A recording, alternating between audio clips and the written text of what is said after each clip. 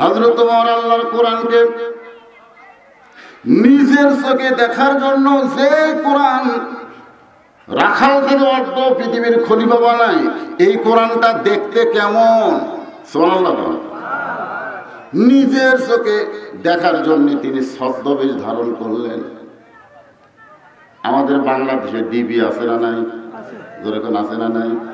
আজকের মাহফিলেও থাকতে পারে, আজকের মাহফিলেও থাকতে পারে। ছদ্মবেশে তারা পর্যবেক্ষণ করতেছে।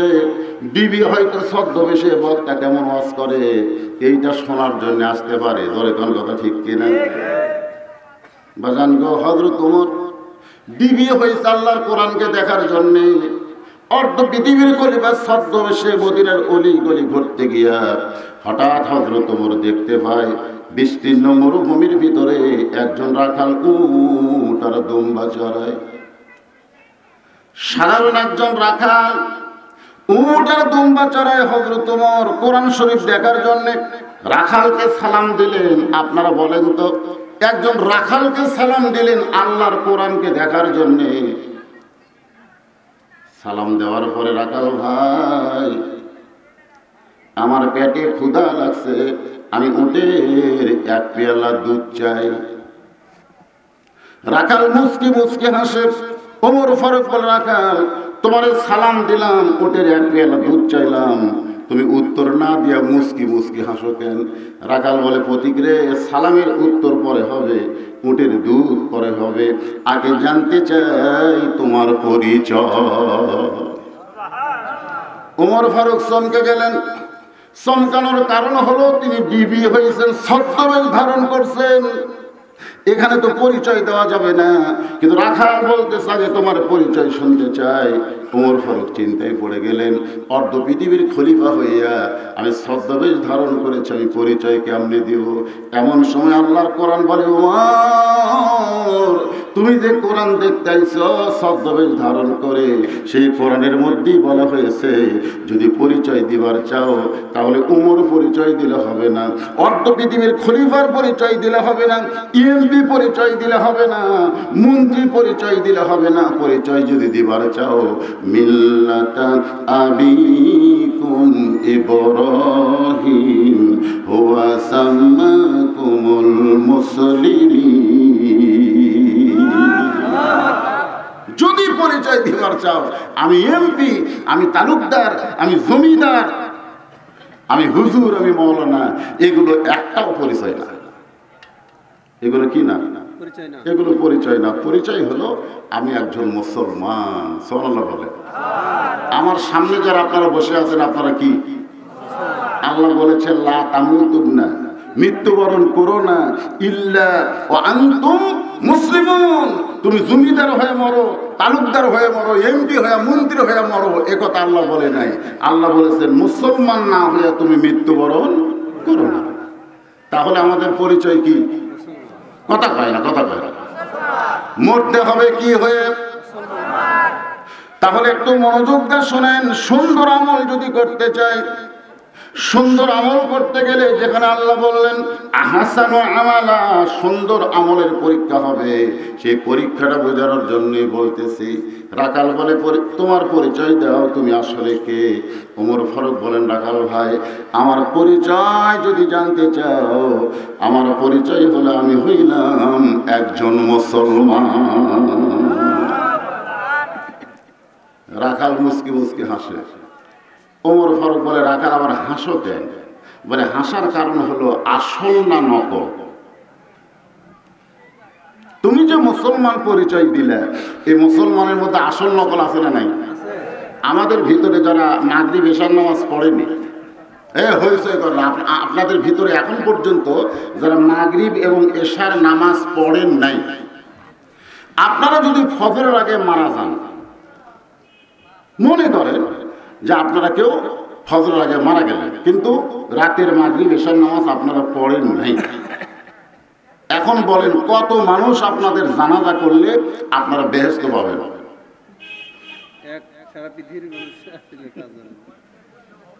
হবে? কেন হবে না? কারণ রাসূল বলেছে লা সালাতা লা ঈমানা, যার নামাজ নাই তার ঈমানই নাই, ওরা আবার জানাজা কি? লা সালাত লা দীন, যার নামাজ নাই তার কোনো ধর্ম নাই। আল্লাহ রাসূল বললেন বাইনাল আবদি ওয়াল কুফরি তরকুস সালাত, বান্দা কাফিরের পৃথক করার জিনিসটার নামই হলো নামাজ। এখন যারা মাগরিব এসব পড়েন নাই, যদি ফজরের আগে মরিয়া যান, আপনারা কি কোন মরার লোক আছে না নাই? কে বলবে? আচ্ছা, একটা হিম্মতের কথা আমি জানতে চাচ্ছি যে আপনাদের মধ্যে এমন কোন লোক আছেন যে এখান থেকে বাড়ি যাওয়ার পারবেন, এই গ্যারান্টি দিবেন? পারবেন? আমার বউ তো প্রতিদিন আমাকে বলে কখন আসবেন, কখন আসবেন, একটা ধারণা যে আজকে ওর যদি শেষ হয় এত দূর থেকে বাড়িতে আসতে এতক্ষণ লাগবে। আমি বউকে বলি যাচ্ছি এইটাই ঠিক, কিন্তু আসা আমার জন্য সম্ভব না যদি আল্লাহ পাক আমাকে না নিয়ে আসে। সুন্দর আমল যদি করতে চাই সব সময় মৃত্যুকে খেয়াল করার দরকার আছে না নাই? রাখাল বলে পথিক, হযরত ওমরকে বলতেছে তুমি তো মুসলমান দাবি করলে, এখন বলো তুমি আসল না নকল?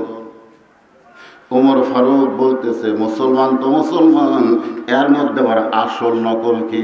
রাখাল বলতেছে আসল মুসলমান যারা হবে তারা চাওয়ার ব্যাপারে সতর্ক থাকবে, আসল মুসলমান যার কাছে চাবে না তারা কেবলমাত্র চাবে কার কাছে? আসল মুসলমান যদি ফাঁসির মঞ্চেও যায়, আসল মুসলমান যারা যদি ফাঁসির মঞ্চেও যায়, রাষ্ট্রপতির কাছে তারা বাঁচার দরখাস্ত লিখবে, কতক্ষণ লিখবে?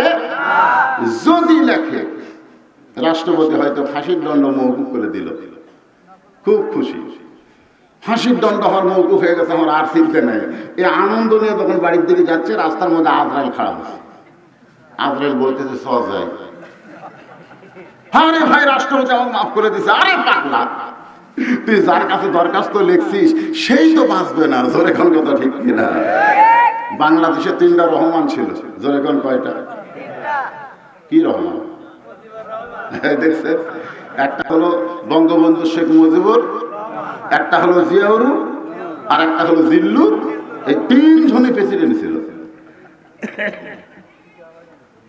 কিন্তু তারা আছে না গেছে? তার মানে বোঝা গেল যিনি মরে যাবেন তার কাছে বাঁচার দরখাস্ত কোনো কিছু চাওয়া জায়েজ, যিনি মরবেন না তার কাছে চাইতে হবে। বলেন তিনি কে? কুল্লু মান আলাইহা, পড়েন কুল্লু মান আলাইহা ফানি ওয়া ইয়াবকা ওয়াজহু রাব্বিকা যুল জালালি ওয়াল ইকরাম। আল্লাহর বান্দারা, রাখাল বলে পথিক তুমি দুধ চাইছো কার কাছে? তুমি যদি আসল মুসলমান হও তাহলে তুমি দুধ চাইলা কার কাছে? ওমর ফারুক চোখ দিয়ে পানি ছাড়তেছে আর মনে মনে চিন্তা করে, আল্লাহ গো, তোমার কোরআন যখন দুনিয়াতে চালু থাকবে, ওমর যদি ভুল করে একটা রাখাল পর্যন্ত ভুল ধরতে পারবে। আমাদের বাংলাদেশে কোরআনের ওয়াজ আছে, কিন্তু কোরআন চালু, যার কারণে মানুষ ভুল করলেও আমরা ভুল ধরতে পারি না। অর্ধ পৃথিবীর খলিফা হযরত ওমর ভুল করেছে চাওয়ার ব্যাপারে, ধরে কোন কিসের ব্যাপারে? কারণ চাইতে হবে কার কাছে? আর দুধ চাইছে কার কাছে? রাখাল বলে পথিক রে, তুমি যদি আসল মুসলমান হও তাহলে তুমি দুধ চাইলা কার কাছে? ওমর ফারুক চোখের পানি বের করে বলে, ভাই রাখাল আমার ভুল হয়ে গেছে।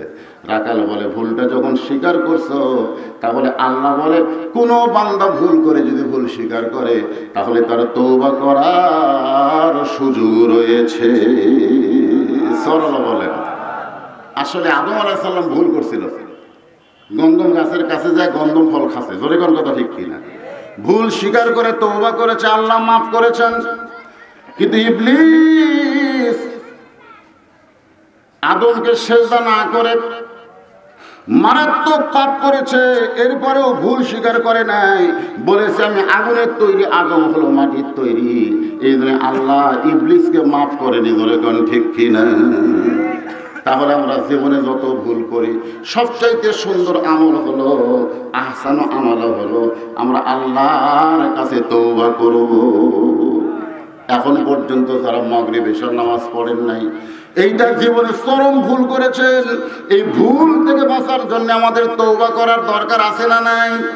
তাহলে আমার সঙ্গে সকলে পড়েন, সকলে পড়বেন, আস্তাগফিরুল্লাহ রব্বি মিন কুল্লি জামবিন ওয়া আতুবু ইলাইহি। পড়তেছেন? সকলে পড়তেছেন?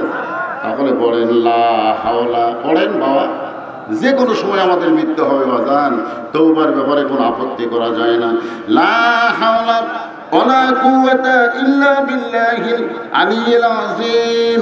ওমর ফারুক বলে রাখানো হয়, ভুলটা যখন স্বীকার করেছি তাহলে আমি তওবা করতে চাই। মাইক এরকম হচ্ছে কেন? আসতে দিবেন বললে আসতে দেয় না।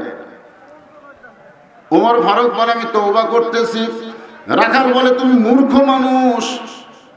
রাখাল হযরত ওমরকে কি বলতেছে দেখছেন?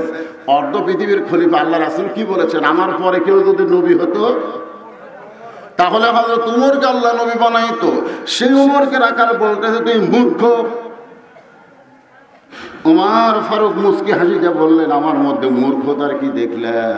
রাখাল বলতেছে সাওয়ার ব্যাপারে যে সতর্ক হয় না সে কোনোদিন তওবা করতে পারে না, বরং আমি তওবা করাই তুমি আমার সঙ্গে তওবা পড়ো। সুবহানাল্লাহ। এবার রাখাল হযরত ওমরকে তওবা পড়াচ্ছেন। হযরত ওমর তওবা করার পরে বললেন, ও রাখাল ভাই, আল্লাহর রাস্তায় উটের এক পেয়ালা দুধ দাও, যেই দুধটা পান করে আমি ক্ষুধা তৃষ্ণা নিবারণ করতে চাই। ও রাখাল ভাই, আল্লাহর রাস্তায় উটের এক পেয়ালা দুধ দাও, যে দুধটা পান করে আমি ক্ষুধা তৃষ্ণা নিবারণ করতে চাই। রাখাল মুচকি মুচকি হাসে। ওমর ফারুক বলে রাখাল হাসো কেন? বলে হাসার কারণ হলো তওবা করার পরে তুমি আবার মুনাফিকি করলে। সুবহানাল্লাহ। ওমর ফারুককে যখন বলেছে মুনাফিকি করলে, ওমর ফারুকের চেহারা রক্তের মতো লাল হয়ে গেছে, কারণ দুনিয়ার সবচাইতে খারাপ গাল হলো মুনাফিক। আল্লাহ রাসূল বলেছেন কাফেরদের দ্বারা ইসলামের ক্ষতি না হয় না, ইহুদি খ্রিস্টানদের দ্বারা ইসলামের তেমন ক্ষতি হবে না। ইসলামের ক্ষতি তারাই করে যারা মুসলমানের ভিতরে মুনাফিক। জোরে কোন মুসলমানের ভিতরে কি? আর মুনাফিকের পুরস্কার কি? জাহান্নাম। খালি জাহান্নাম? জাহান্নামের সবচাইতে নিচে থাকবে মুনাফিক। ওমর ফারুক রাগ করে বলে রাখাল মুখে যা আসে তা বলো কেন, আমার মধ্যে মুনাফিকের কি দেখলে? রাখাল বলতেছে যে তুমি কি করলে যে আল্লাহর রাস্তায় উটের এক পেলে দুধ দাও, তুমি বলো তো অন্তর থেকে আমি কি উটের মালিক? আমি যদি উটের মালিক হইতাম তাহলে তুমি আমাকে রাখাল বললে কেন? আর আমাকে যখন রাখাল বলেছ তখন তোমার মন বলতেছে আমি উটের মালিক না। আর মালিক বাদ দিয়ে কেউ যদি রাখালের কাছে চায়, আল্লাহর রাস্তায় চাইলেও রাখাল দিতে পারবে না। পারবে? আমি পাবনা ওয়াজ করে কেবল টেস্ট থেকে নামছি, ইতিমধ্যে এক লোক দৌড়ে এসে আমার হাতের মধ্যে 200 টাকা দিচ্ছে। আমি বলি ভাই কিসের টাকা ভাই? বলে হুজুর দোয়া করেন আল্লাহ যেন আমাকে একটা পুত্র সন্তান দেয়। আমার বইয়ের পেটে বাচ্চা আছে, আল্লাহ যেন একটা পুত্র সন্তান দেয়। আমি পকেট থেকে ওর টাকা ছাড়াও আরো 100 বার করে ওরা হাতে দিয়ে দিলেন। বলতে তো টাকা চাইনি, দোয়া চাইছি। আমি বললাম পাগল, আমি 3টা মেয়ের বাপ, আমার বইয়ের পরপর 3টা মেয়ে সন্তান আছে। আমার দোয়া যদি কবুল হইতো তাহলে আমি বহু দোয়া করছি আল্লাহ আমাকে একটা পুত্র সন্তান দেন। তা আমার দোয়াতে যদি আমার বইয়েরটাই পরিবর্তন না হয়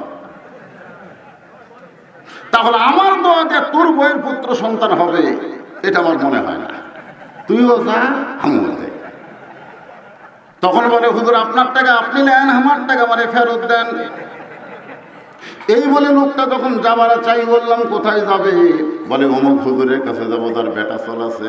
আমি বললাম পাগল রে, কোনো হুজুরের কাছে গিয়া কাম হবে না, কোনো বাবার কাছে গিয়া কান হবে না, কোনো পীরের দরবারে গিয়া কাজ হবে না। পাইতে যদি চাও তাহলে কেবলমাত্র মালিকের কাছে আল্লাহর কাছেই চাও। সবচাইতে সুন্দর আমল হলো ইয়া পড়েন, ইয়াকা না'বুদু ওয়া ইয়াকা নাস্তাঈন।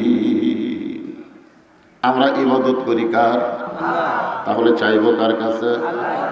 আমরা কি বলবো নাকি আমার দয়াল বাবার দরবারেতে কেউ ফিরে না? এদিকে নাই নাকি? রে নাই, নাই দয়াল বাবা নাই আপনাকে রে?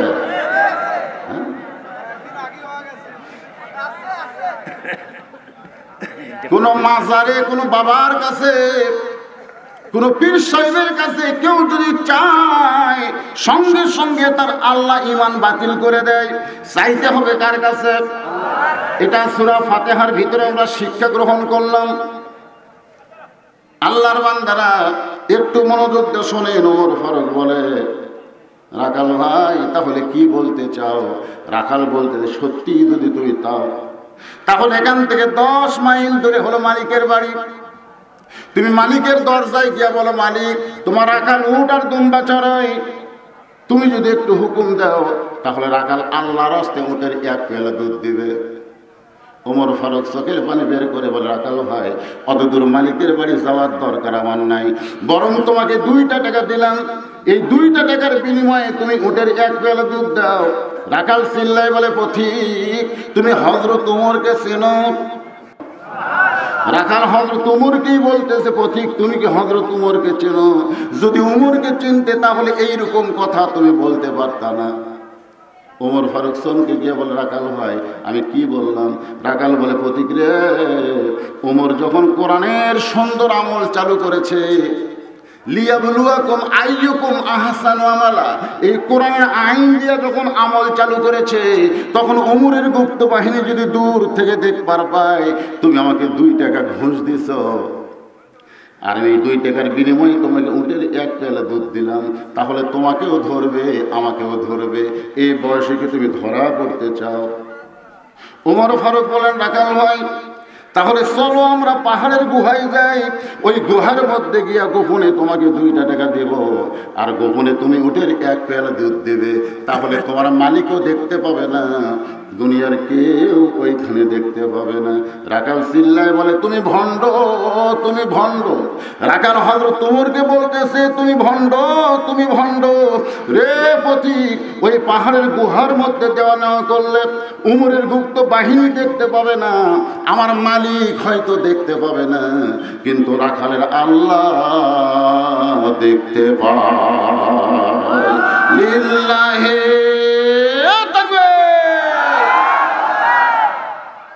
যেখানে দুনিয়ার কেউ দেখে না সেখানে কে দেখে? আর আমরা কি করি? দরজা জানলা বন্ধ করে মারছি, ভোটের সময় আগেই দিচ্ছে, সকালে এসে গল্প করতেছে, 20টা মারছি রে, খালি সমান। কেমন মারলি? দরজা জানলা বন্ধ করে, কেউ দেখেনি, কেউ দেখে। তোমার 2 কান্দে 2 মোহরি লিখিতেছেন ডায়েরি, সবাই বলেন 2 কান্দে 2 মোহরি লিখিতেছেন ডায়েরি, দলিল দেখে রায় দিবে, টাকা পয়সার নাই কারবার, কিরামান কাতিবিনা ইয়ালামুনা মা তাফআলুন। আমার 2 কান্দে 2টা ফেরেশতা আছে না নাই? এদের কাম কি? তুমি যখন দরজা জানলা বন্ধ করছো, এই ফেরেশতা কি তোমার সঙ্গে আছে নাকি? কথা কোন আছে নাকি?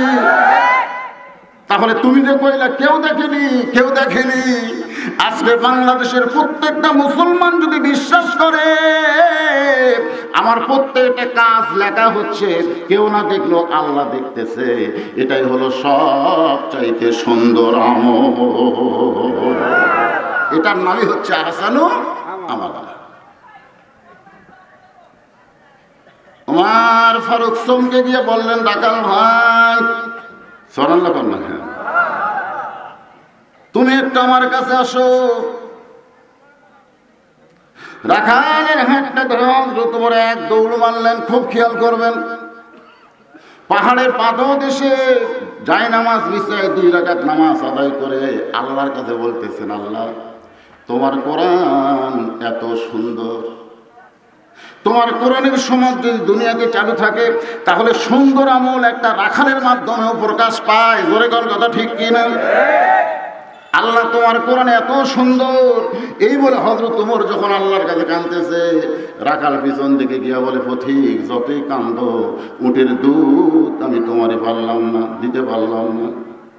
ওমর ফারুক বলে, রাখাল ভাই, উটের দুধের কোনো দরকার আমার নাই, বরং তোমার কাছে আমি জানতে চাই, তুমি না দেখে আল্লাহকে, খুব খেয়াল করবেন, সবচাইতে সুন্দর আমল হলো না দেখে আল্লাহকে কলিজার মধ্যে জায়গা দিয়ে তুমি যা কিছু করতেছো কেউ না দেখলেও আল্লাহ দেখবে, এই বিশ্বাস যে আল্লাহ তোমার কলিজার মধ্যে জন্ম করে দিয়েছে,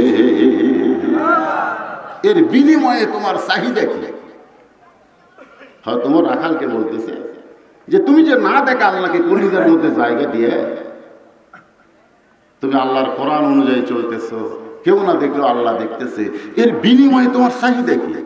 তুমি দুনিয়াতে তো কোনো ভালো চাকরি করো না, উট দুম্বা গাধা চড়াও, তোমার ভালো থাকার জায়গাও নাই, ভালো খাওয়াও নাই, এরপরেও না দেখা আল্লাহকে বিশ্বাস করে তুমি এত সুন্দর আমল করতেছে, এর বিনিময়ে তুমি কি চাও? রাখাল চোখের পানি বের করে বলে, পথিক আমার চাওয়া হলো রব্বানা, পড়েন, রব্বানা আতিনা ফিদ দুনিয়া হাসানাতাও ওয়া ফিল আখিরাতি হাসানা ওয়া কিনা আযাবান নার। রাখাল কোরআন থেকে আমরা নামাজের পরে যে দোয়া করি, মোনাজাতের মধ্যে যেটা বলি, রাখাল সেইটাই বলতেছে কোরআন থেকে।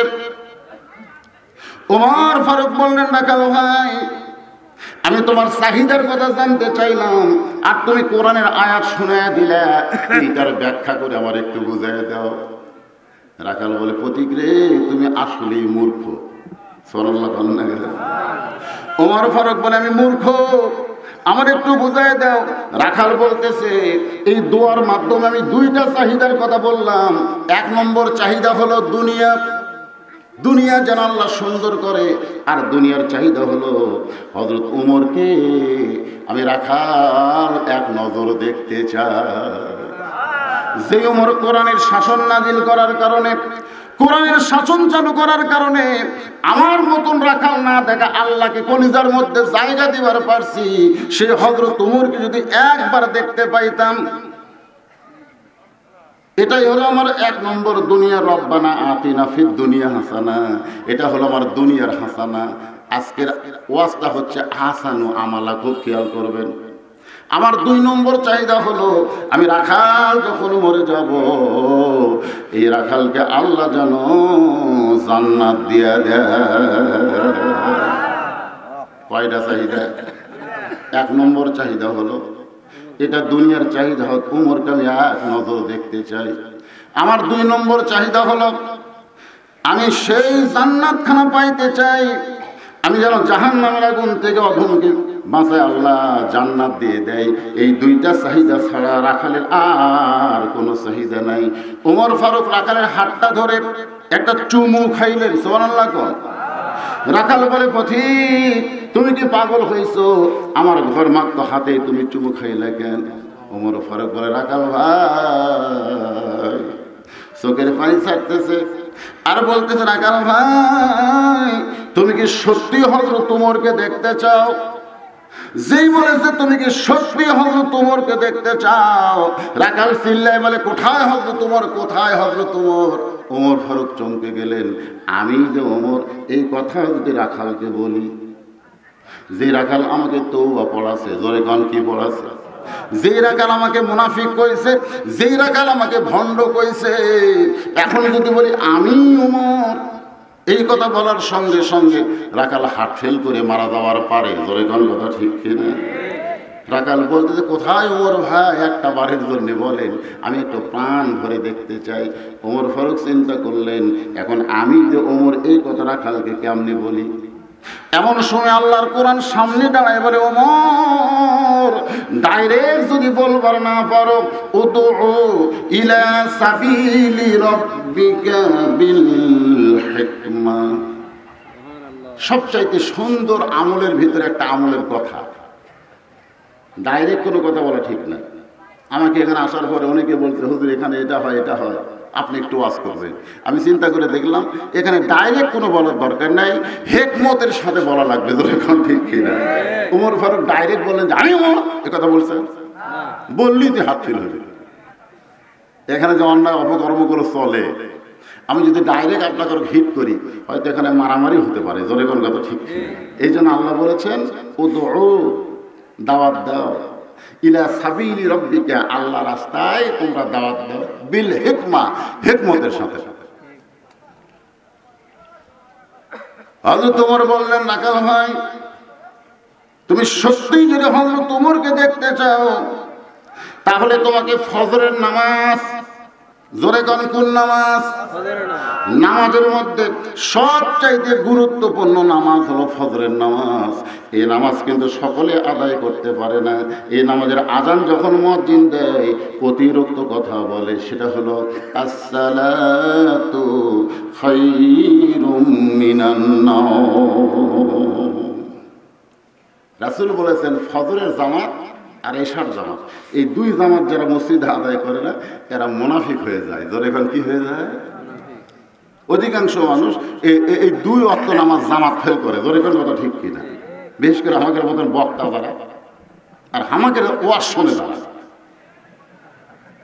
মানে আমরা ওয়াজ করে বাড়ির যে 3টার সময় ঘুমাবো, ফজরের জামাত মিস করে কোনো মতে খালি ঘুমোতে এসে এত পায় ওই খাটের কাছে ক্যাঁত ক্যাঁত করে 4 রাকাত মেরে আবার শটানো। আর আমাদের ওয়াজ যারা শুনলো এরা আজকে ফজরের জামাত মিস করবে। কি মনে করতেছেন? দুই ওয়াক্ত নামাজ জামাত আদায় না করলে রাসূল বলেছেন তার মৃত্যু হবে মুনাফিক অবস্থায়। একটা কি ফজর, জোরে করে একটা কি? ওমর ফারুক বললেন নাকাল ভাই, তুমি যদি সত্যি হযরত ওমরকে দেখতে চাও তাহলে ফজরের নামাজ তোমাকে সামনে কাতারে আদায় করা লাগবে। সামনে কাতারে যখন ফজরের নামাজ পড়বে তখন তাকায় দেখবা মেহরাবের ভিতরে যে মানুষটা ইমামতি করতেছে ওই মানুষটি হলেন হযরত ওমর। রাখাল মুচকি মুচকি হাসে। ওমর ফারুক বলে রাখাল হাসো কেন? বলে হাসার কারণ হলো তুমি কি জানো না আমি একজন রাখাল? আমি একজন রাখাল হইয়া মসজিদের ভিতরে সামনে কাতারে কেমনে যাই? মসজিদের ভিতরে নবীর দামি দামি সাহাবীরা নামাজ পড়ে, ওই দামি দামি সাহাবীর ভিতরে আমি রাখাল কেমনে যাই? ওমর ফারুক বলে রাখাল মসজিদের ভিতরে দামি দামি, আর তুমি রাখাল কম দামি, এ কথা তোমারে শিখাইলো কে? বরং সবচাইতে সুন্দর আমলের কথা হলো, সবচাইতে সুন্দর আমলের কথা হলো ইন্না আকরামাকুম ইনদাল্লাহি আতকাকুম। ওই ব্যক্তি সবচাইতে দামি হয় যার কলিজার ভিতরে আল্লাহর বেশি ভয়। ফজরের নামাজ পড়ে না, এক ওয়াক্ত নামাজ পড়ে না, মুখে মাস্ক দিয়ে ঘোরে, মুখে মাস্ক দিয়ে ঘোরে, মুখে কি দিছে, কিন্তু নামাজ এক ওয়াক্ত পড়ে না। এই করোনা ব্যারাম যখন শুরু হইলো তখন বাংলাদেশের ডাক্তাররা কি কইলো, তোমরা বেশি বেশি হাত ধো। ধরে কোন বেশি বেশি কি ধো? বেশি বেশি হাত ধোয়ার কথা বর্তমানে নাই।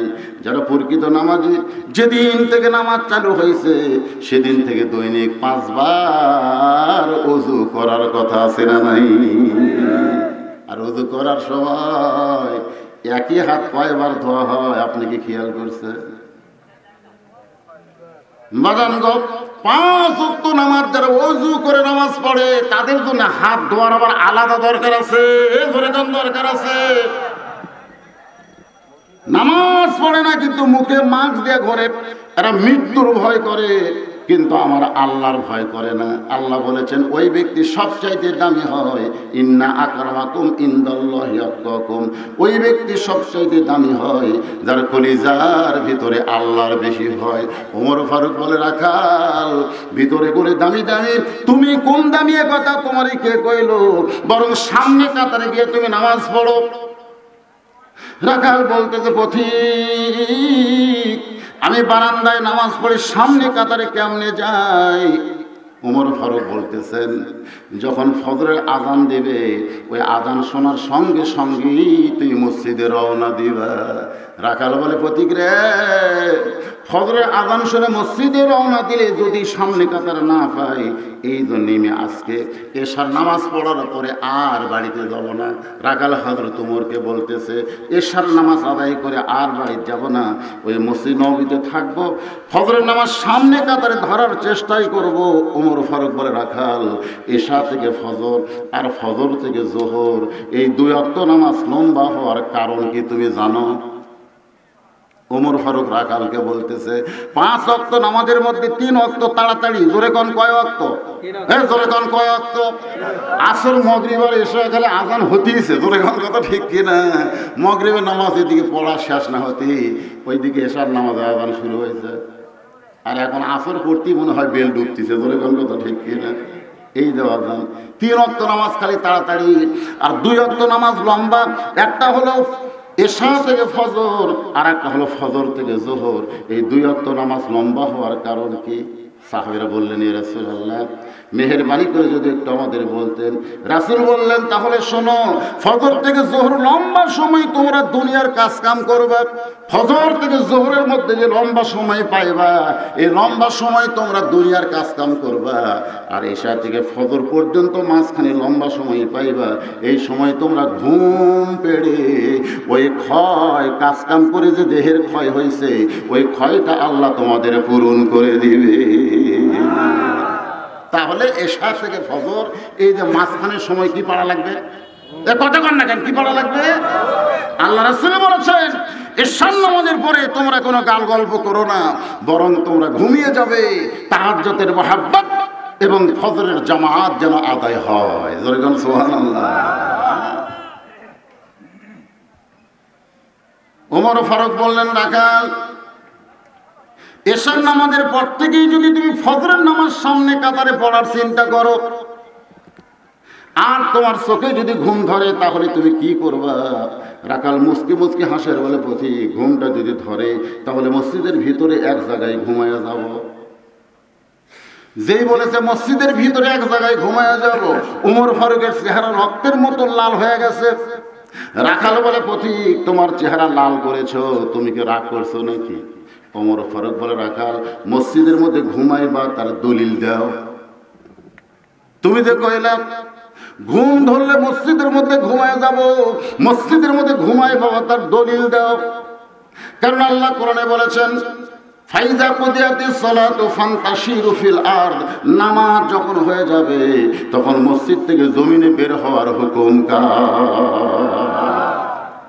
এখন দেখবেন অনেক লোকেরা কিন্তু জোহর নামাজ পড়ে চলে গেছে, এরকম যায় কি যায় না, কিন্তু 3-4 জন এরা মসজিদে 4টা ফ্যান দিয়ে মসজিদের মধ্যে গল্প করতেছে। এবার যে আলুর বাজার গেল, ভাই, সামনে আলুর বাজার কমবে কেন? অনেক লোক আলু লাগাচ্ছে, দেখছিস পেঁয়াজের বাজার উঠতে উঠতে আবার কমছে রে। এলা গল্প করতেছে, মাথার উপর ফ্যান ঘুরতেছে। ফেরেশতাকে, আল্লাহ, সবাই বাড়িতে গেল, এই 4টা বাড়িতে যায় না, তোমার ঘরে গল্প করে আর মাথার উপর ফ্যান ঘুরে, এরকে খবর কি? আল্লাহ বলতেছে, যারা নামাজ বাদ দিয়ে ওয়াজাতা মাথার উপর ফ্যান ঘুরালো, এই ফ্যানের বিল ওই আলাদা না দেওয়া পর্যন্ত জান্নাত যাবার পারবে না। মসজিদের বাপের ঘর না যে ইচ্ছা মতো ফ্যান ঘুরাবি। জোরে কোন কথা ঠিক কিনা? মসজিদ কি বাপের ঘর? ছোটবেলায় আমরা শুনছি কেউ পেঁয়াজ কাঁচা রসুন খাই মসজিদে ঢুকলে বাইর করে দিচ্ছে, এই তোর মুখ গন্ধায়, মসজিদে কাঁচা পেঁয়াজ খায় রসুন খাই কেউ ঢুকতে পারেনি। আর এখন মসজিদের মধ্যেই কুটতেছে, মসজিদ পেঁয়াজ কুটতেছে, পেঁয়াজ কুটে মুড়ি মাখতেছে। মানে মসজিদের বাপের রান্নাঘর, ইচ্ছা মতো পাঠ কর নাকি? বলেন মসজিদের গুরুত্ব আছে না না? আছে না না? ওমর ফারুক বললেন, রাখাল, বরং ফজর আজানের গুরুত্ব দিও। রাখাল বললেন, ঠিক আছে, আমি ফজর আজান দেওয়ার সঙ্গে সঙ্গে মসজিদে যাওয়ার চেষ্টা করব, কারণ আজকে হযরত ওমরকে আমার দেখতেই হবে। জোরে কোন সুবহানাল্লাহ। ফজরের নামাজের আজান যে মাত্র শুরু হয়েছে, রাখাল এতদিন নামাজ পড়তো বারান্দায়। জোরে বলেন কোথায়? কিন্তু আজকে নামাজ পড়বে সামনে কাতারে। আপনারা বলেন তো, বারান্দায় যারা নামাজ পড়ে আর যারা সামনে কাতারে নামাজ পড়ে, এদের দুইজনের কাছে আযানের গুরুত্ব কি সমান? বারান্দায় যারা নামাজ পড়ে এরা গেলে আকামতের ধান্দা, ঘড়ি দেখবার বলবে আকামত কখন দিবে, আকামত কখন দিবে। বিশেষ করে বাজার এলাকায় বেশি হয়, যারা দোকানদারি করে সবসময় ঘড়ি দেখে কয়টা, 4টার সময় আসরের নামাজ, কয়টার সময়? 4টার সময়। যেই দেখে 3 মিনিট আছে তাড়াতাড়ি তালা দিয়ে দৌড়ে গেছে, যাই দেখে গোটা মসজিদ ফুল, বারান্দাত খাড়া হয়ে আল্লাহু আকবার আল্লাহু আকবার নিয়ত করছে। হাত এরকম বান্দার সাথে সাথে মন বলতেছে তাড়াতাড়ি তো তালা লাগাইলি চাবি। এটা না বান্দা পর্যন্ত কিন্তু মিন শাররিল ওয়াসওয়াসিল খান্নাস, ভিতরে একটা খান্নাস আছে, এটা নাই, এই ওয়াসওয়াসা দিবে না। হাত যেই ভাঙছে তখন তালা লাগাইছিস, চাবি।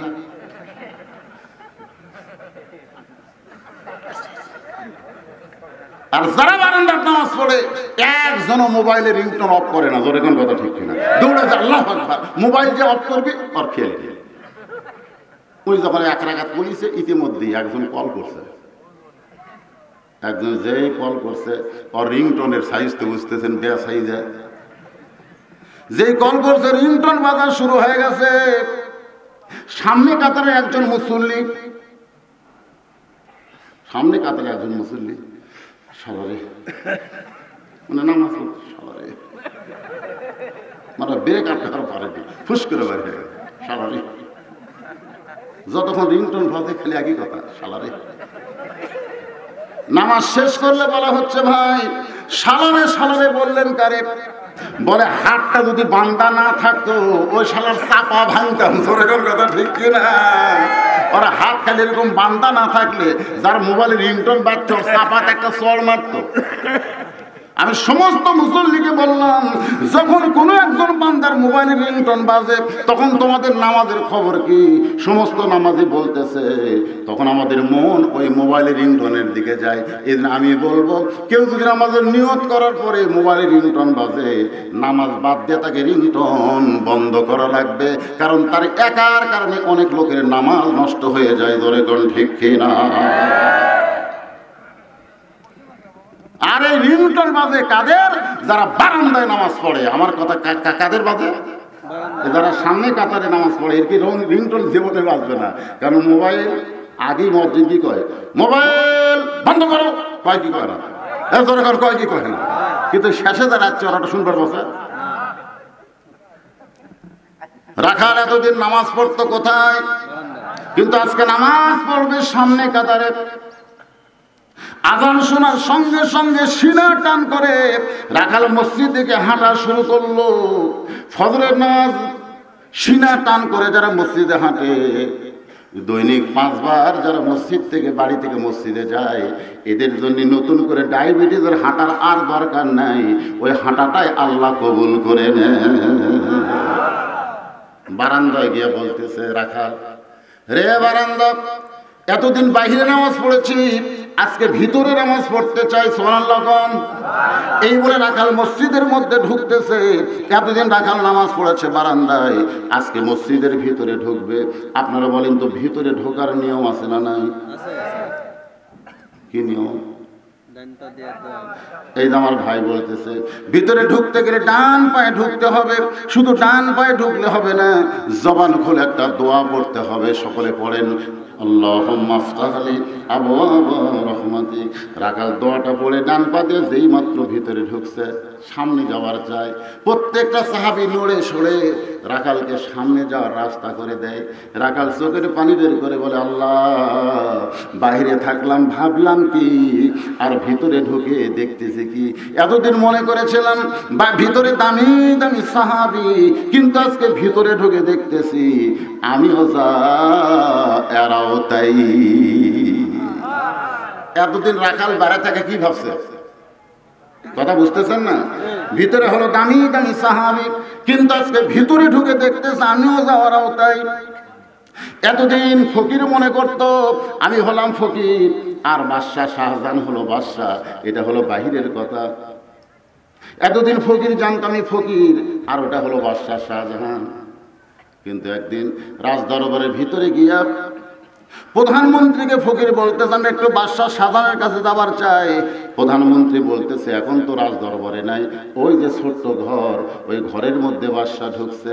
এবার ফকির ঘরের কাছে গিয়া দেখে দরজাখানা বন্ধ, একটা জানালার পাল্লা দিয়ে তাকায় দেখে গোটা ঘরের ভিতরে মাত্র মানুষ একজন, দুইখানা হাত তুলে বলতেছে ও বাদশার বাদশাহ, তোমার দরবারে আমি ফকির।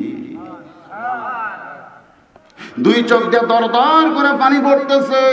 ফকির মনে মনে কয় আল্লাহ রে, এতদিন মনে করতাম আমি হলাম ফকির আর ভিতরে হলো বাদশা, কিন্তু আজকে ভিতরে ঢুকে দেখতেছে আমিও যাও তাই, আমিও ফকির ও ফকির।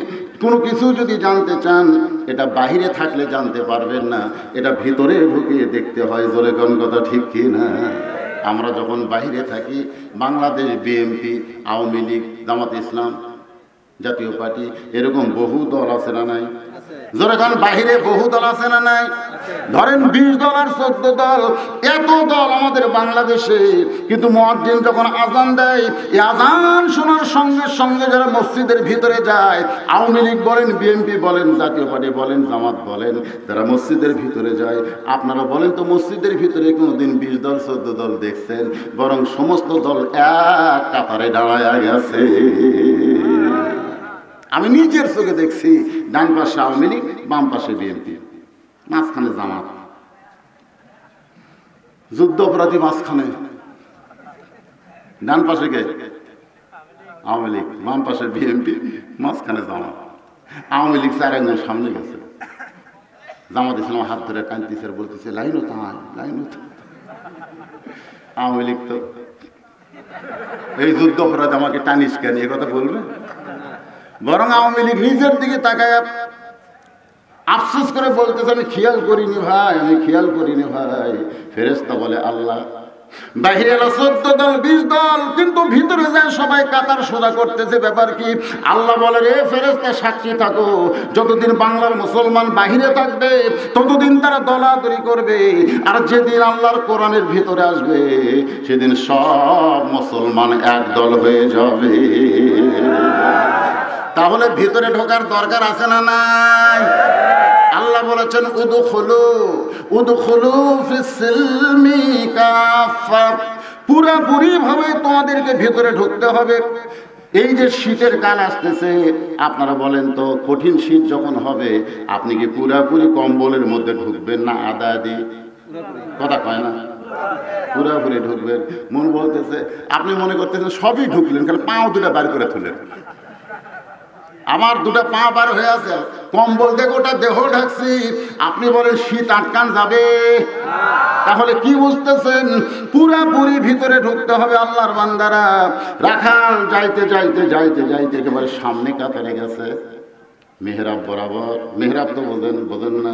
মেহরাব বরাবর সামনে কাতারে রাখাল 2 রাকাত সুন্নত নামাজ পড়েছে। ফজরের পূর্বে 2 রাকাত সুন্নত আছে না নাই? সর্বসাকুল্যে 12 রাকাত সুন্নত আপনাদের পড়া লাগবে। 5 ওয়াক্ত নামাজের মধ্যে সুন্নত হলো 12 রাকাত। জোরে বলেন কয় রাকাত? ফজরের পূর্বে 2 রাকাত, যোহরের পূর্বে 4 রাকাত, যোহরের পরে 2 রাকাত, আর এশার পরে 2 রাকাত, মাগরিবের পরে 2 রাকাত। এই সর্বসাকুল্যে 12 রাকাত। 17 রাকাত হলো ফরজ, আর 12 রাকাত হলো সুন্নত, আর বেতের হলো 3 রাকাত। তাহলে সুন্নত কয় রাকাত? ফজরের পূর্বে কয় রাকাত? কোন না কেন ছেলেরা সুন্নত পড়ে না নাকি? জুমার দিনে যাবে শেষে, আসবে আগে। সব ছেলেকে আমি দেখি সবার শেষে আসে, আবার সবার আগে বাইরে যায়। জিজ্ঞেস করে একেবারে জুমার নামাজের সুন্নত নেই, উঠে পড়ি না। 5 ওয়াক্ত তো ধরেই নি হুজুর, খালি জুম্মা ধরছি, তাও সুন্নত পড়ি না। আল্লাহ কোরআনে বললেন ক্বাদ আফলাহা মান তাযাক্কা ওয়া যাকারা ইসমা রাব্বিহি ফাসাল্লা। খালি নামাজ পড়লেই তোমাদের নামাজ হবে না, নামাজের ভিতরে কিছু নিয়ম কারণ আছে না নাই? রাখাল ফজরের 2 রাকাত সুন্নত নামাজ আদায় করে চুপটি করে বসে আছে, চুপটি করে বসে আছে। শুধুমাত্র হয়তো উমরকে এক নজর দেখবে, সুবহানাল্লাহ। কিন্তু একজন সাহাবী মসজিদের মধ্যে ঢুকিয়ে দেখে জায়গা দখল। যেই জায়গা রাখাল চুপটি করে বসে আছে, ওই জায়গার একজন মুসল্লি, তার নাম হলো হযরত ওসমান গনি। জোরে বলেন নাম কি? আল্লাহর নবী বলেছেন, আমার আবু বকর যখন ইমামতি করবে, আবু বকর বরাবর যিনি পিছনে থাকবে তার নাম হলো হযরত ওমর। উমর যখন ইমামতি করবে, উমর বরাবর পিছনে যিনি থাকবে তার নাম হলো ওসমান। ওসমান যখন ইমামতি করবে, ওসমান বরাবর যিনি পিছনে থাকবে তার নাম হলো আলী। আর হযরত আলী যখন ইমামতি করবে, আলী বরাবর পিছনে। এই কথা বলে নবী চুপ হয়ে গেলেন। সাহাবীরা বলে, ইয়া রাসূলুল্লাহ, হযরত আলী যখন ইমামতি করবে, আলী বরাবর পিছনে কে থাকবে?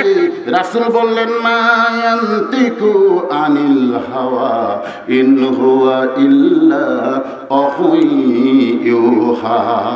আমি নবী বলতে পারি না যতক্ষণ আমার আল্লাহ না বলায়। সুবহানাল্লাহ বল না কেন? এর দ্বারা রাসূল বুঝাইলেন, আবু বকর থেকে হযরত আলী পর্যন্ত হলো খোলাফায়ে রাশেদা। যখন হযরত উমর নামাজ পড়ায়, উমর বরাবর পিছনে কে থাকে? জোরে কর না কেন, কে থাকে? কিন্তু ওসমান গনি ঢুইকে দেখে জায়গা দখল, চুপটি করে বসে আছে। আল্লাহ রাসূল বলেছেন, মসজিদের মধ্যে কেউ যদি কোনো জায়গা দখল করে, সে নিজের ইচ্ছায় না ছাড়া পর্যন্ত জোর করে সেখান থেকে তাকে তাড়ানো যাবে না। কথাটা খেয়াল করছে? আমি ঢুকছি পরে 3 নম্বর কাতারে আমার জায়গা হলো, আমার সামনের দিকে একজন ভ্যানওয়ালা নামাজ পড়তেছে, খারাপ আছে কাতার সাথে ভ্যানওয়ালাটা আমার পিছনে, তুই সামনে কেন? এ কথা বলা হলো কবিরা গুনাহ। আর ভ্যানওয়ালা যদি বলে, হুজুর আপনি পিছনে কেন থাকবেন, আপনি সামনে আসেন, এটা জায়েজ আছে।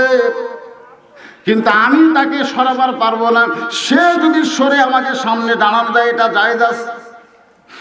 ওসমান গনি তাকায় দেখেন চুপটি করে বসে আছে। এখন কি করবেন ওসমান গনি? ওই রাখালের পাশে ফজরের 2 রাকাত সুন্নত নামাজ আদায় করলেন। নামাজ 2 রাকাত শেষ করে রাখালের চেহারার দিকে তাকায় বলে, ভাইজান আপনাকে কোনোদিন আমি সামনে কাতারে দেখি নাই, আজকে প্রথম সামনে কাতারে দেখতেছি। ওসমান গনি হলো নরম মানুষ, সুন্দর করে বলতেছে, ভাইজান আপনাকে কোনোদিন সামনে কাতারে দেখি নাই, আজকে প্রথম সামনে কাতারে দেখতেছি। রাখাল চিল্লায় বলে, আমি বারান্দায় নামাজ পড়ি, আমি সামনে কাতারে নামাজ পড়ি না। আজকে সামনে কাতারে আইছি দেখার জন্য, দেখা হলেই চলে যাব, আর কোনোদিন সামনে কাতারে আসবো না। ওসমান গনি থর থর করে কাঁপতেছে। রাখালের একটা কথা আপনারা বুঝতে পারেন নাই, কিন্তু ওসমান গনি বুঝতে পেরেছে। রাখাল বলতে, সামনে কাতারে আইছি দেখার জন্য, দেখা হয়ে গেলেই চলে যাবার, কোনোদিন আসবো না। ওসমান গনি বলে, রাখাল ভাই, ওসমান গনি বলতে যে, ভাইজান আপনি সামনে কাতারে আসলেই দেখবেন, আর দেখা হলে আপনি চলে যাবেন। কিন্তু আপনি জানেন না, ওই দেখার আশায় আজকে বহু বছর হলে সামনে কাতারে নামাজ পড়ি, আজ পর্যন্ত আমার দেখা হইল না। ওসমান গনি রাখালকে বলতেছে, শুধুমাত্র দেখার আশায় বহু বছর হলে সামনে কাতারে নামাজ পড়ি, আজ পর্যন্ত দেখা হইল না। রাখাল দেখতে চাই হযরত উমরকে, আর ওসমান গনি দেখতে চাই নামাজের মালিক আল্লাহকে। একটু খেয়াল করবেন, রাখাল দেখতে চায় হযরত উমর আল্লাহওয়ালা, জোরে কোন কিওয়ালাকে, আর ওসমান গনি দেখতে চাই আল্লাহকে। কারণ রাসূল বলেছেন, আনতাবুদুল্লাহা কাআন্নাকা তারাহু ফাইন লাম তাকুন তারাহু ফাইন্নাহু ইয়ারাকা। রে আল্লাহর বান্দারা, যদি ইবাদতের মধ্যে শামিল হও, ইবাদতের মালিক আল্লাহকে দেখতে পাবে। যদি আল্লাহকে দেখা সম্ভব না হয়, আল্লাহ যে তোমাকে দেখতেছে এই বিশ্বাস তোমার কলিজার মধ্যে আসবে। আমরা যখন মসজিদে নামাজ পড়তে যাই, আপনারা বলেন তো, আল্লাহ কি আমাদের দেখে? কথা কেন, আল্লাহকে আমাদের দেখে নাকি? আমার এক চাচা আছে, এই গরমের ভিতরে গামছা গাওয়াত দিয়ে নামাজ পড়ে। যেরকম কি গাওয়াত দেয়া, এরকম 4 হাতা গামছা গাওয়াত দিয়ে মসজিদে আসতেছে। আমি বললাম, চাচা গামছা গায়ে মসজিদে আসতেছেন, আমাকে বলে ফতুয়া দে, ফতুয়া দে, গামছা গায়ে নামাজ হবে না, ফতুয়া দে। আমি বললাম, চাচা আমি বলতেছি নামাজ হবে না, এই কথা না, আপনি আল্লাহর ঘর মসজিদে গামছা গায়ে আসতেছেন তাই বলতেছি। তখন বলে এই জন্যই তো তোর কি বিপদ রে, মৌলবি করে মানুষ দেখা পারে না। আমি বললাম চাচা রাগ করছেন, বোঝা গেল। এই গামছা কাপড় দিয়ে আপনি জামাইয়ের বাড়ি যাওয়ার পারবেন? এই গামছা কাপড় দিয়ে আপনি বিয়ের বাড়ি যাওয়ার পারবেন? আমার চাচা রাগ করে বলতেছে তুই কি মনে করিস ফকির? এই বছর আমি 4টা পাঞ্জাবি বানাচ্ছি, এই বছরে। তো এই বছরে যে 4টা পাঞ্জাবি বানায়, সে গামছা কাপড় দিয়ে জামাইয়ের বাড়ি যায়? আমি বললাম চাচা জামাইয়ের বাড়ি যাওয়ার পারবেন না, বিয়ের বাড়ি যাওয়ার পারবেন না, আর আল্লাহর ঘর মসজিদে গামছা গায়ে আসতেছেন, আপনার কি মনে হয় রাজাধিরাজ সমস্ত বাদশার বাদশা আল্লাহর দরবারে আপনি হাজির হচ্ছেন? জোরে কোন কথা ঠিক কি না? যদি আপনার কাপড় না থাকতো সেটা ভিন্ন কথা, আছে তো। এই জন্য আল্লাহর বান্দারা যখন মসজিদে যাবেন সবচাইতে সুন্দর পোশাক পরে যাবেন, শালীন পোশাক পরে যাবেন, তাকওয়ার পোশাক পরে যাবেন। যেমন তেমন পোশাক পরবেন না। অনেকে দেখবেন এমন টাইট ফুল প্যান্ট পরে মসজিদে নামাজ পড়তে গেছে, এরকম আছে না নাই? এমন একটা শার্ট পরছে, শার্ট হলো ঠিক না বরাবর, ঠিক না বরাবর শার্ট পরে রুকুর থেকে যে সেজদাত গেছে ওই জিনিস ইনকে চেপা হয়ে আছে, ফুলে আছে। ওই ভিতরে যে মালটা আছে এই মালটা বাইরের দিকে ফুলে হয়ে আছে। কি মনে করতেছেন? আপনি যখন রুকুতে সেজদায় যান আপনার পাশে কেউ নাই? এই কেউ নাই? যদি হঠাৎ ওই চেপা জিনিস দেখবার পাই আর কাবা পরিবর্তন হয়ে যাবে। জোরে করে কথা ঠিক কিনা? এই জন্য পিছনের সাইড ঢাকার মতন একটা পাঞ্জাবি পরবেন, একটা পাঞ্জাবি পরবেন। পাঞ্জাবি পরলে ওই পিছনের চেপাটা দেখা যাবে না। জোরে করে কথা ঠিক কিনা? লেবাস তাকওয়া শালীন পোশাকের কথা ইসলামে আছে না নাই? ধরে তো আছে না নাই? ওসমান গনি বলতে ভাইজান বহুদিন হলে সামনে কাতারে নামাজ পড়ি, আজ পর্যন্ত দেখতে পাইলাম না, আর তুমি দেখার জন্য আইছো, দেখা হলেই তুমি চলে যাবে। রাকাল ওসমান গনির দিকে তাকায় মুচকি মুচকি হাসে। ওসমান গনি বলে হাসো কেন? রাকাল বলতেছে মনে হয় আপনার চোখে দোষ আছে। রাখাল হক ওসমানকে বলতেছে মনে হয় আপনার চোখে দোষ আছে, আপনি নিজে দেখবার পাবেন না, আজকে আমার হাত ধরেন। রাখাল বলতেছে ওসমান গনিকে আমার হাত ধরেন, আমি নিজে দেখায়া দিব। যেই মাত্র রাখাল বলতেছে ওসমান গনিকে আমার হাত ধরেন, আমিও দেখবো আপনাকেও দেখাই দেব, সঙ্গে সঙ্গে আল্লাহর কোরআন বলতেছেন ইয়া আইয়ুহাল্লাযীনা আমানুত্তাকুল্লাহা ওয়া কুনু মা'আস সাদিকিন। রে ইমানদার বান্দারা, আল্লাহর ভয় যদি তোমাদের কলিজার মধ্যে সবসময় রাখতে চাও, তাহলে একজন আল্লাহওয়ালা সাদিকিন বান্দার সাথী হও। তাহলে যদি আপনার সাথী হওয়ার চান, আল্লাহওয়ালা সাদিকিন বান্দার সাথে হওয়া লাগবে। ভন্ডের সাথে হওয়া যাবে? কথা কোন যাবে নাকি? যে নিজে জাহান্নামে যাবে, তার কৃষ্টি কালচার দেখে বোঝা যায় এক ওয়াক্ত নামাজ পড়ে না, আর কেমনে যাবে মদিনায়? এই গান যারা গায় বুঝতে হবে তারা ভণ্ড। ধরে কোন কথা ঠিক কি না? মনে বড় আশা ছিল আমি যাব মদিনায়। এই গান গাইতেছে আর সপ্তাহে 3 দিন সেলুনে যায় দাড়ি কামাইতেছে। মনে বড় আশা ছিল যাব মদিনায়, সপ্তাহে 3 বার দাড়িও কামাই। তুমি যদি নবীর সুন্নাত দাড়ি রাখতে পারো, নবীর মহব্বতে মদিনায় যাবার চাও, মদিনায় যাওয়ার মতন তোমার ক্ষমতা যদি না থাকে, নবীর প্রেম পরিচয় থাকার কারণে আল্লাহ মদিনার নবীকে স্বপ্নে তোমার বাড়িতে পৌঁছাইয়া দিবে। ভাইজান মনে কষ্ট নিচ্ছেন? একটু মনোযোগ দিয়ে শোনেন। ওসমান গনি রাখালের হাতটা ধরে মনে মনে বলতেছে আল্লাহ এতদিন নিজের যোগ্যতাই পারি নাই, আজকে একজন পাইছি, সে নিজেও দেখবে এবং আমাকেও দেখাবে। সুবহানাল্লাহ। ওসমান গনি রাখালের হাতটা ধরে আছে শক্ত করে, আল্লাহ আমার নিজের যোগ্যতায় হয় নাই, আজকে আমি এমন একজন পাইছি, সে নিজেও দেখবে এবং আমাকেও দেখাবে। সে ওসমান কি ধরে আছে? এই ভুলে গেছেন না মনে? কিছুক্ষণ পরে মুয়াজ্জিন ফজরের আকামত শুরু করেছে। ভাই এখান থেকে একটু মনোযোগ দিয়ে শুনবেন। কিছুক্ষণ পরে মুয়াজ্জিন ফজরের আকামত শুরু করেছে। আকামতের মধ্যে দুইটা শব্দ বাড়তি আছে, আছে না নাই? কদ কামাতিস সালাহ, কদ কামাতিস সালাহ। যেই মাত্র কদ কামাতিস সালাহ হয়েছে, সঙ্গে সঙ্গে হযরত ওমর মেহরাবের মধ্যে দাঁড়াইছে।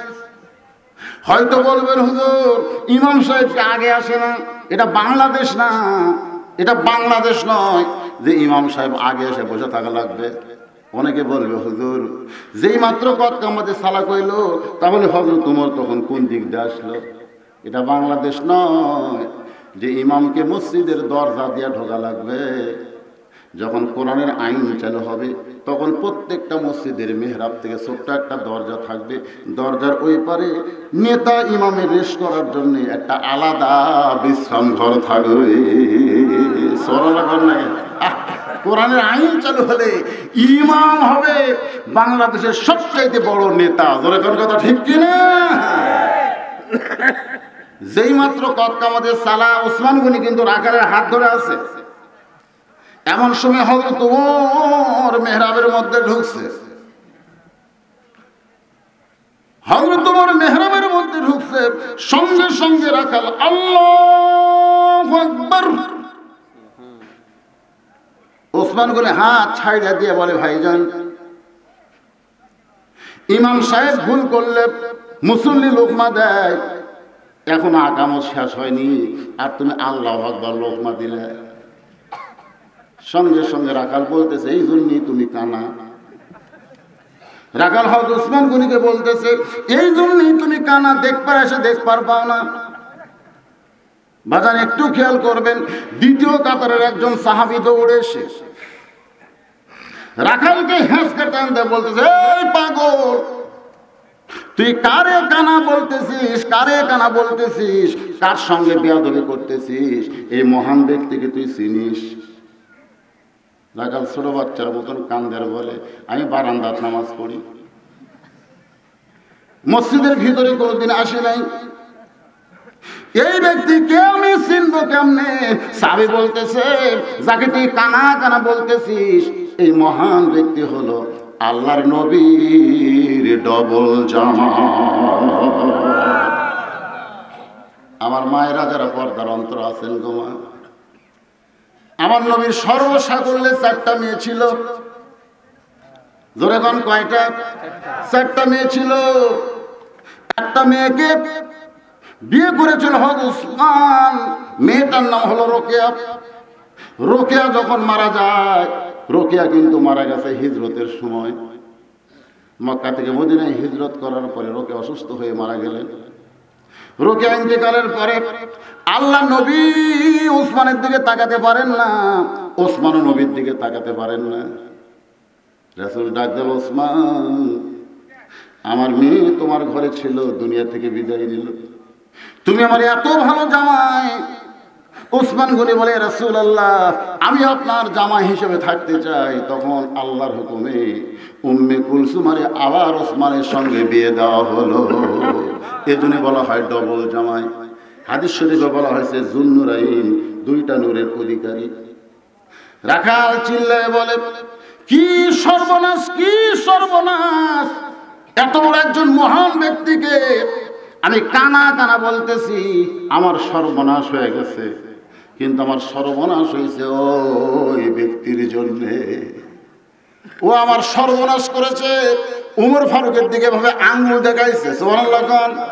রাখাল চিল্লায় বলতেছে, ও আমার সর্বনাশ করেছে, ও আমার সর্বনাশ করেছে। আমাকে বলেছে ফজরে উমরকে যদি দেখতে চাও তাহলে ফজরের আযান দিলে সামনে কাতারে গিয়ে দাঁড়ায়। আমি সামনে কাতারে শুধুমাত্র হযরত উমরকে দেখার জন্যে, শুধুমাত্র হযরত উমরকে দেখার জন্যে। কিন্তু এই পথিককে আমি যখন সামনে কাতারে দেখতে পাই তখন আমার এত রাগ হয়ে গেল, মেহরাবের মধ্যে দেখার সঙ্গে সঙ্গে আল্লাহু আকবার বলে আমি লোকমা দিলাম। আমি লোকমা দেওয়ার কারণ হলো ওই পথিককে ওই জায়গা থেকে সরাইয়া ওই জায়গাতে হযরত উমরকে আমি এক নজর দেখতে চাই। হাজার হাজার সাহাবীরা কাঁদতেছে, সমস্ত সাহাবীরা কান্দে। রাখাল চিল্লায় বলে, আল্লাহ, বারান্দায় নামাজ পড়া ভালো, এই ভিতরে কেন কান্দাকান্দি শুরু হয়ে গেল?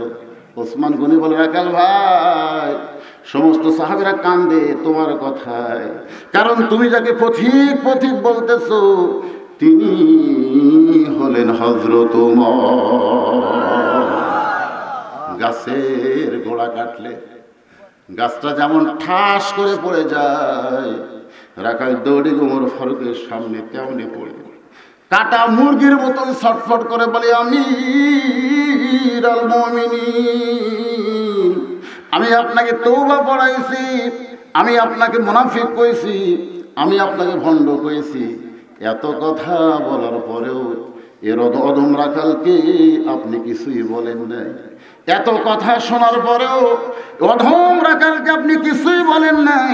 সমস্ত মসজিদের সাহাবী চিৎকার করে বলতেছে, এই পাগল কে রে, মসজিদের ভিতরে ঢুকে অর্ধ পৃথিবীর খলিফা হযরত ওমরকে বলতেছে, আমি আপনাকে তওবা পড়াইছি, আমি আপনাকে মুনাফিক কইছি, আমি আপনাকে ভণ্ড কইছি, এ কে রে? সমস্ত সাহাবী যখন চিৎকার করে, সঙ্গে সঙ্গে ওমর ফারুক বলতেছে, রে নবীর সাহাবীরা, আকামত যখন হয়ে গেছে তখন নামাজ শুরু হবে। নামাজ শেষ করার পর এর বিচার কি হবে আমি তোমাদের সকলের সামনে আল্লাহর কোরআন দিয়া দেখাবার চাই। লিল্লাহি তাকবীর।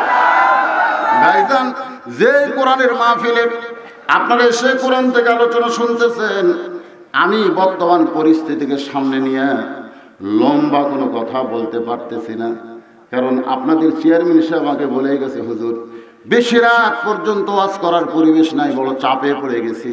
সেই চাপের ওপর কথা আমি দীর্ঘ সময় ধরে বলতেছি, আরও আপনাদের শোনাবো, কারণ মারাত্মক জায়গায় রাইখা দিয়েছি। ওমর ফারুক বললেন, ফজরের 2 রাকাত নামাজ শেষ করার পরে এর পরিচয় কি আমি আল্লাহর কোরআন থেকে তোমাদেরকে দেখায়া দিব। এতক্ষণ পর্যন্ত আপনারা যে আলোচনা শুনতেছেন, আমি যতগুলো কথা বলতেছি কোরআনের ভিতরে না বাইরে? তাহলে সুন্দর কথা সুন্দরভাবে শোনার যে সুযোগ, এই আপনাদের সিমলা মধ্যপাড়ার যুবকেরা সমাজ কল্যাণ পরিষদ থেকে আয়োজন করেছে। ভাইজান, এমনি তো করোনার মহাক্রান্তিকাল, আর এই সময় এরকম একটা সুন্দর পরিবেশে সুন্দর আয়োজন করাতে আপনারা খুশি না বেজার? যারা যারা আল্লাহর কোরআনকে ভালোবাসেন, যারা কোরআনের মাহফিলকে ভালোবাসেন, তারা একটু আল্লাহকে হাত দেখেন। যারা বাসেন, লিল্লাহি তাকবীর। মাশাআল্লাহ, মাত্র 5টা মিনিট, একটা লোক ওটা বসা করবেন না।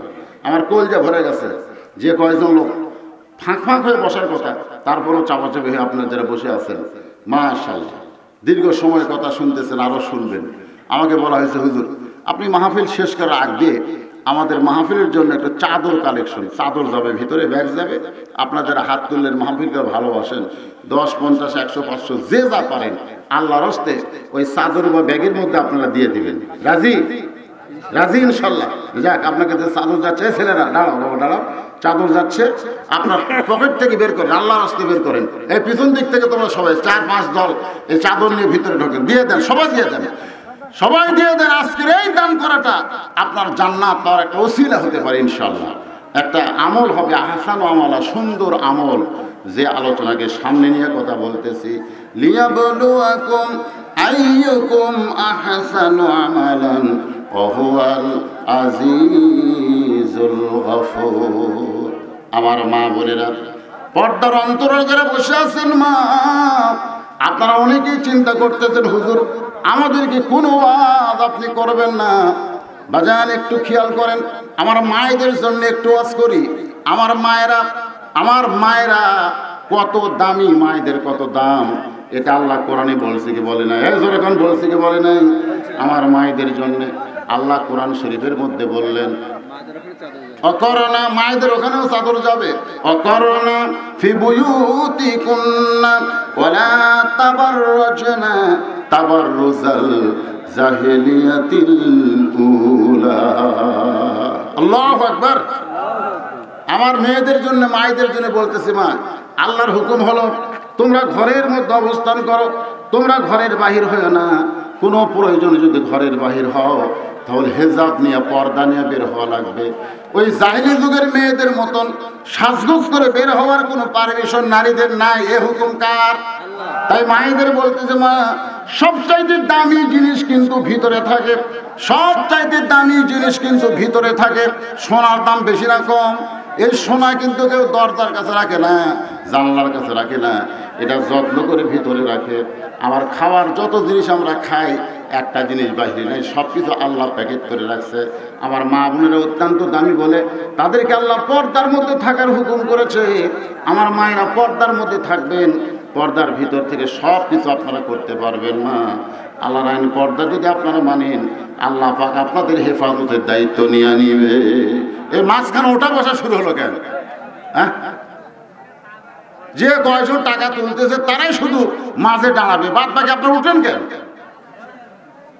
একটু মহব্বত নিয়ে জিকির করেন, লা ইলাহা ইল্লাল্লাহ, লা ইলাহা ইল্লাল্লাহ, লা ইলাহা ইল্লাল্লাহ, লা ইলাহা ইল্লাল্লাহ, লা ইলাহা ইল্লাল্লাহ, লা ইলাহা ইল্লাল্লাহ, লা ইলাহা ইল্লাল্লাহ, লা ইলাহা লা ইলাহা ইল্লাল্লাহু মুহাম্মাদুর রাসূলুল্লাহ সাল্লাল্লাহু আলাইহি ওয়াসাল্লাম। ফজরের নামাজ শেষ, এই ফজরের নামাজ শেষ, সাহাবীরা ওমর ফারুকের দিকে তাকায় আছে। কার দিকে তাকাইছে? ওমর ফারুকের দিকে তাকায় আছে। এখন ওমর ফারুক কি বিচার করে? তাকে তওবা পড়াইছে, তাকে মুনাফিক কইছে, তাকে ভণ্ড কইছে। এর বিচার হযরত ওমর কি করে দেখার জন্য সমস্ত সাহাবীরা তাকায় আছে। আপনারা বলেন তো, বিচারক কি হযরত ওমর না আল্লাহ? আল্লাহ কোরআনে বলেছেন, ইন্নাল্লাহা ইয়ামুরুকুম আন তুআদ্দুল আমানাতি ইলা আহলিহা ওয়া ইযা হাকামতুম বাইনান নাস আন তাহকুমু বিল আদল। যখন কোন বিচারকের আসনে বসে বিচার করবে, সে যদি একটাবার চিন্তা করে আমি বিচারক না, বিচারক হলো আমার আল্লাহ, আমি বিচার করব, আমার ইচ্ছা মতো করব না, আল্লাহর আইন মোতাবেক বিচার করব, তাহলে আপনারা বলেন তো বিচার সঠিক হবে কি হবে না? এটার নামই হলো আহসানুল আমাল। আজকে আমাদের বাংলাদেশের বিচারের খবর কি? ও আমার আওয়াজ শোনেন নাই? 5 বছর ধরে আম বাগানে চাষ করছে রাজশাহীর আম। 5 বছর পর জ্যৈষ্ঠ মাসে বাগানের মালিক দেখতে গিয়ে দেখে ছোট এক ছেলে গাছের ডালে বসে আম পাড়তেছে আর ব্যাগ ভরাচ্ছে। বাগানের মালিক কয়, আমি খাই নাই, আমার পরিবারের কেউ খায় নাই, তুই আমার গাছে ছেড়ে আম পাড়তেছিস, তোর বাপকে গিয়ে বিচার দিব। ছেলে খালি মুচকি মুচকি হাসে। বাগানের মালিক বলে, হাসিস কেন? ছেলে বলতে, কোথায় গিয়ে আপনি বিচার দেবেন? আমার বাপকে কোথায় গিয়ে বিচার দেবেন? আমার বাবাও আর এক গাছ চড়ছে, আমার বাপকে কোথায় যে বিচার দিবেন? বাবা তো আর এক গাছ চড়ে বসে আছে। বাগানের মালিক তাকায় দেখে ওর বাপ কালে আম পাড়ে আর বস্তা ভরায়, মাটিতে বসে কান্দের, বলে আল্লাহ বিচার দিব কার কাছে? বেটাও চোর, বাপও চোর। আজকে আমাদের বাংলাদেশে বিচার নিবার গেলে অনেকের এরকম টেনশন হয় কি হয় না? কে বিচার করবে, কি বিচার করবে? বিচার আছে কেবারে? হ্যাঁ, কম বিচার আছে। ওমর ফারুক বিচার করবে, সাহাবেরা দেখার জন্য তাকিয়ে আছে। রাখাল ওমর ফারুকের পিছনে ফজরের 2 রাকাত নামাজ আদায় করছে ঠিকই, কিন্তু নামাজের মধ্যে থাকতে পারেন নাই। খালি বারবার একটা কথা মনে হয়েছে, যে মানুষকে দেখার জন্য আমি সারা জীবন সাধনা করেছি, আমার দুনিয়ার চাহিদা হলো ওমরকে এক নজর দেখা, যাকে দেখার জন্য আমি সারা জীবন সাধনা করেছি, আর সেই মানুষকে তওবা পড়াইছি, সেই মানুষকে মুনাফিক কইছি, সেই মানুষকে ভণ্ড কইছি। বিচার কি হয় হোক, সেইটা ব্যাপার না। রাখাল নামাজের মধ্যে খালি একই চিন্তা করছে, আমি সর্বনাশ হয়ে গেছি, সর্বনাশ হয়ে গেছি। বাজান যেই মাত্র নামাজ শেষ, সমস্ত সাহাবীরা ওমরের দিকে তাকিয়ে আছে। ওমর ফারুক মেহরাব ছেড়ে রাখালের কাছে এসে এক টানে রাখালকে দাঁড় করাইছে। সুবহানাল্লাহ। রাখালকে দাঁড় করাইয়া রাখালকে বুকের মধ্যে নিয়ে রাখালের কপালে একটা চুমু খায়। সমস্ত সাহাবীরা বলে আমিরুল মুমিনিন, আমরা মনে করেছিলাম যে আপনাকে তওবা পড়ানোর কথা বলতেছে, মুনাফিকের কথা বলতেছে, ভণ্ডের কথা বলতেছে, আপনি তাকে বিচার করবেন। কিন্তু এটা কেমন বিচার করলেন? বুকের মধ্যে চাইপা ধরে কপালে চুমা দিলেন। ওমর ফারুক বলে, সাহাবীরা রে, আমি রাখালকে দেখি নাই। এত কথা হজম করার পিছনে কারণ হলো আমি রাখালকে দেখি নাই, রাখালের ভিতরে আমার আল্লাহর কোরআনকে দেখতে পাই। লিয়াবলুয়াকুম আইয়ুকুম আহসানু আমালান, সবচাইতে সুন্দর আমলের পরীক্ষা হবে। সবচাইতে সুন্দর আমল হলো আল্লাহর কোরআন অনুযায়ী আমাদের চলা লাগবে। যদি কোরআন অনুযায়ী চলি তাহলে কানার হাতি দেখার মতন হবে হবে না, সব কথা এক হয়ে যাবে। আমরা চোখ নিয়ে দেখতে চাই, আর এই মুমিন মুসলমানের চোখের নাম হলো আল্লাহর কোরআন। আমরা বলি না আল কোরআনের আলো, কথা কি বুঝতেছেন? কোরআন একটা আলো, এই আলোর মাধ্যমে আমাদের দেখতে হবে। ভাইজান, সেই কোরআন থেকে আমি আপনাদের সামনে দীর্ঘ সময় আলোচনা করলাম। বাকি হচ্ছে আমাদের আমল। আমরা আমল শুরু করে দিই। অল্প দিনের ভিতরেই কিন্তু ইমাম মেহেদী আলাইহিস সালাম দুনিয়াতে আসবেন। অল্প দিন। সমস্ত আলেমরা বলতেছে কতদিন সেটা বলে নাই, কিন্তু অল্প দিনের কথা বলতেছেন। হয়তো আমাদের হায়াতি হতে পারে, জোরে কোন পারে কি পারে না? আমরা কি কখনো মনে করছিলাম করোনা নামক মহামারী আসবে? এরকম পৃথিবী থেকে 12-13 লক্ষ মানুষ মরে যাবে। আমাদের বাংলাদেশ থেকে 6,000-এর বেশি মানুষ মারা গেছে। বাজান গো, হঠাৎ হঠাৎ এমন কিছু আসবে ইমাম মেহেদী আলাইহিস সালাম প্রকাশ করার আগ দিয়ে। এই করোনা, এখন আবার ডাক্তাররা বলতেছে করোনা এক এক সময় এক একটা রূপ পাল্টাচ্ছে, আর ওষুধ আবিষ্কার করা অত্যন্ত কঠিন। তাই সরকারি বিধি নিয়ম হলো আমাদের সবাইকে মাস্ক পরা লাগবে। যেরকম কি পরা লাগবে? হাটে যান, বাজারে যান, যেখানে যান মুখে মাস্ক দিবেন, আর নিরাপদ দূরত্ব স্বাস্থ্যবিধি মেনে চলবেন। এটা হলো সরকারি নিয়ম। তারপরে আল্লাহ তাআলা অবশ্যই আমাদের প্রতি রহমত করবে। আল্লাহর নিয়ম হলো 5 ওয়াক্ত নামাজ আমাদেরকে আদায় করতে হবে, 5 বার ওযু করতে হবে, সুন্দর সুশৃঙ্খল এবং পরিষ্কার পরিচ্ছন্ন বজায় রাখলে ইনশাআল্লাহ এই করোনা মহামারী থেকে আল্লাহ আমাদের হেফাজত করবে। সবাই বলে আল্লাহুম্মা আমিন। যারা দাঁড়িয়ে আছেন সবাই বসেন, ইস্তেগফার পড়ে আস্তাগফিরুল্লাহ রব্বি মিন কুল্লি জামবি ওয়া তুবু ইলাইহি, আস্তাগফিরুল্লাহ রব্বি মিন কুল্লি জামবি ওয়া তুবু ইলাইহি, লা হাওলা ওয়ালা কুওয়াতা ইল্লা বিল্লাহি।